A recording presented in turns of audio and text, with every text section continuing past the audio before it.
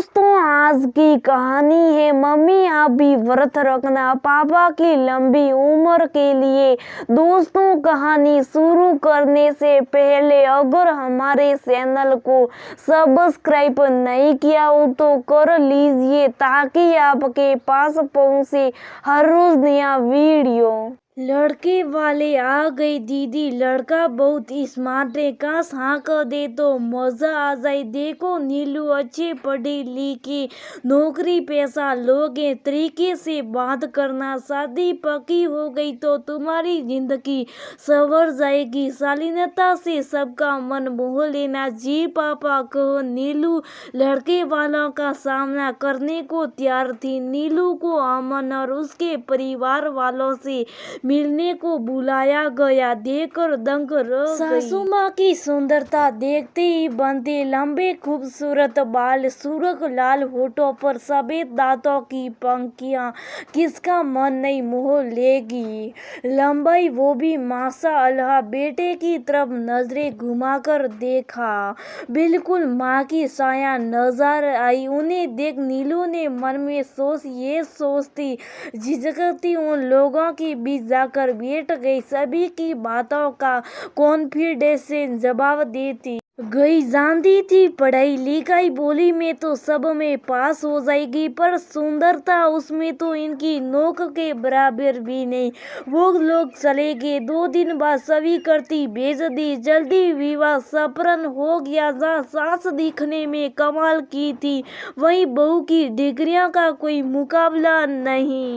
कुछ दिन साथ में रहने के बाद अमन का तबादला दूसरे शहर हो गया। लोग कहते सास इतनी सुंदर और बहू लाई साधारण सी साथ पट नहीं रही थी, इसलिए अमन उसे अलग ले गया। लोगों का क्या जीतने मुंह उतनी बातें। कुछ साल अलग रहने के बाद और बढ़ती उम्र की वजह से माँ बाप बेटा बहू के साथ रहने आ गए। सभी प्रेम से रहते, सामान्य सी बात है। सास ससुर के साथ रहते बहू का अस्तित्व कुछ कम नजर आता है। जैसा भी था बहू अपने आप को उनकी कसौटी में ढालने की पूरी कोशिश करती। समय बीतने लगा। इस बीच नीलू की गुड़िया लगभग 7-8 साल की हो चुकी थी। नीलू ससुर जी की पसंद थी, इसलिए उसकी सादगी व व्यवहार उन्हें बहुत पसंद था। असल परीक्षा सास के दिल में जगह बनाना थी। वो नीलू से बहुत खुश न दिखाई देती। आपसी तालमेल सहयोग मन मुटाव सबको ले खाड़ी खींच रही थी, क्योंकि दोनों तरफ ये समझ आ चुकी थी कि हम एक दूसरे पर निर्भर हैं। सास की बीमार होने पर बहू तन मन धन से सेवा करती और बहू के बीमार पड़ने पर सास संभाल लेती। बेशक आपस में बहुत प्यार ना हो, पर जिम्मेदारी लिहाज व सम्मान भरपूर था। एक दिन अचानक ससुर जी की तबीयत खराब हो गई। उन्हें तुरंत हॉस्पिटल ले जाया गया। बेटा बहू रात दिन जाग उनकी दवा दारू में लगी रही। घर में माँ व नीलू की बेटियां भी बीमार पड़ गई। चाहकर भी वो दोनों पिताजी को अस्पताल में छोड़कर घर नहीं जा सकते थे। जब पिताजी को किसी अच्छे प्राइवेट हॉस्पिटल में एडमिट किया गया तो वहाँ उनके ICU में रहने की वजह से दोनों अब रात को घर संभालने आ जाते। कोरोना के प्रभाव ने लोगों को एक दूसरे से दूरी में डाल दिया। बहू घर माँ और बेटी को संभालती और सारे दिन पति के साथ हॉस्पिटल में ससुर जी की देखभाल में गुजारती। लगभग 10 से 15 दिन हो गए। बिना चैन लिए नीलू ससुर जी की सेवा करती रही और उनकी हिम्मत बढ़ाती रही। घर में अब थोड़ा बहुत माँ संभालने लगी थी। पापा का BP और सांस दोनों घट बढ़ रहे थे। 10 बार दिन बाद उन्हें जनरल वार्ड में शिफ्ट कर दिया गया। 4-5 दिन यहाँ विविध करने के बाद भी उनके सिलेंडर लगातार थोड़ा सुधार देख डॉक्टर बीच में कुछ समय के लिए सिलेंडर निकाल चेक करने वाले थे। बहू उनकी हालत में सुधार होता देख खुश थी, लगा मानो मेहनत रंग ला रही है।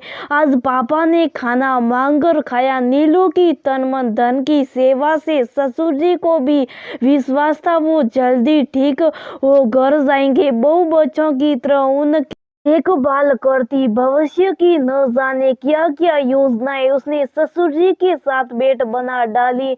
बस भी सास व नीलू के शब्द लिया से ज्यादा चिंता व प्यार में बदलने लगे थे।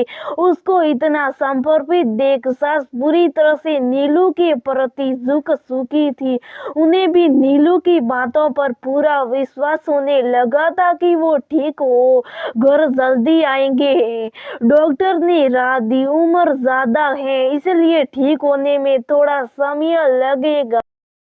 अब ये घर जाने की स्थिति में कुछ समय घर में भी ऑक्सीजन सिलेंडर या ऑक्सीजन कंसंट्रेटर की व्यवस्था रखें। जिस पोजीशन में है घर में आसानी से संभल जाएंगे।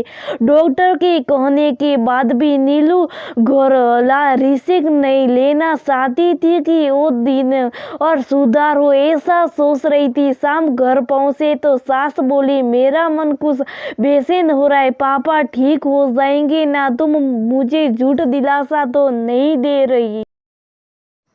नहीं मम्मा, पापा खतरे के बारे अभी बीपी और प्लस दोनों कुछ दिन उतार चढ़ाव में रहेगी। थोड़ी कमजोरी व उम्र की वजह से सास को बहू से आस बंधने लगी थी। उसकी बातों में हिम्मत व सकारात्मकता दोनों दिखाई दी।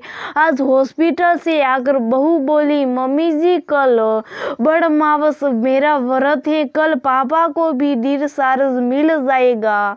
मैं चाहती हूँ कल आप भी मेरे साथ पापा की लंबी उम्र दुआ के लिए व्रत रखे। दोनों सास बहू ने साथ में व्रत रखा।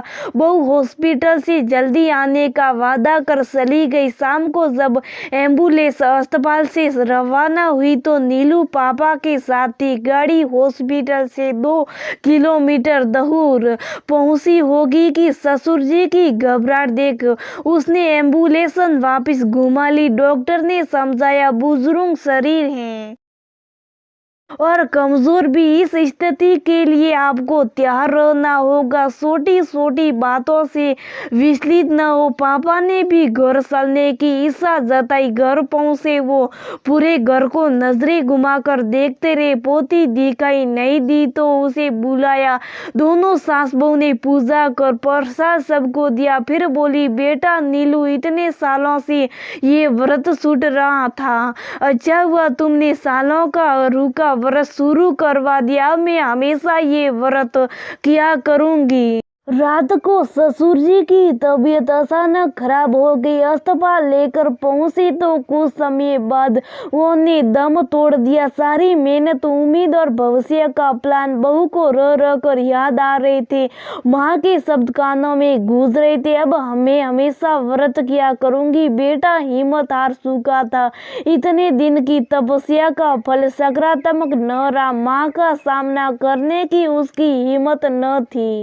नीलू मन ही मन घुट रही थी। कैसे बताऊं माँ को क्यों मैंने उसका व्रत शुरू करवाया? क्या कहेगी, कैसा रिएक्ट करेगी? न जाने कितने पसंद थे वो पापा को ले घर आ गए। कभी अलग न रहने वाले जोड़े पर जिंदगी के 20 दिन की जुदाई भारी पड़ गई। देखते देखते दिन बीत गए। पापा की हर चीज रह रह कर उनकी याद दिलाती। माँ क्या सोचते होंगी, बस यही बहू के जहन में घुसता रहता। आज कोई पुरानी मिलने वाले आए। बहू जैसी चाय लेकर आई। सास के कई शब्द उसके कानों में पड़े। सुंदरता 2 दिन की होती है। नीलू से जब रिश्ता किया वो इसके पापा और अमन की इच्छा थी। मैंने इसे देखना कर दिया था। शायद प्रत्यक्ष का अप्रत्यक्ष रूप से उसे कभी चोट भी पहुंचाई होगी, पर उसने हमेशा धैर्य रखिया।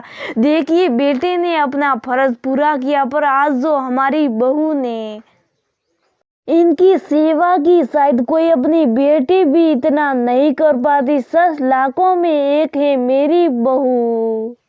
नीलू के आंसू छलक पड़े। बोली, माँ मुझे माफ कर दो। दिन जबरन मैंने आपको व्रत करवाया। मैं उस दिन से अपने आप को माफ ही नहीं कर पा रही हूँ।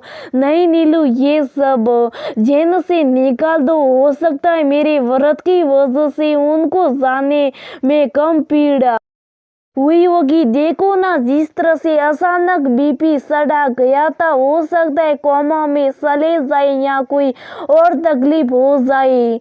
यही व्रत का प्रताप था, उनको जाने में कोई तकलीफ नहीं हुई। नीलू समझ गई थी मम्मी हालत से समझौता कर चुकी है, वो अपने आप को सकारात्मक सोच में डाल चुकी है। और जहाँ इंसान की सोच सकारात्मक में हो जाए वो कभी बीपी बातों को याद कर घूरता नहीं। मधुर शब्द एक सफल रिश्ते की पूंजी।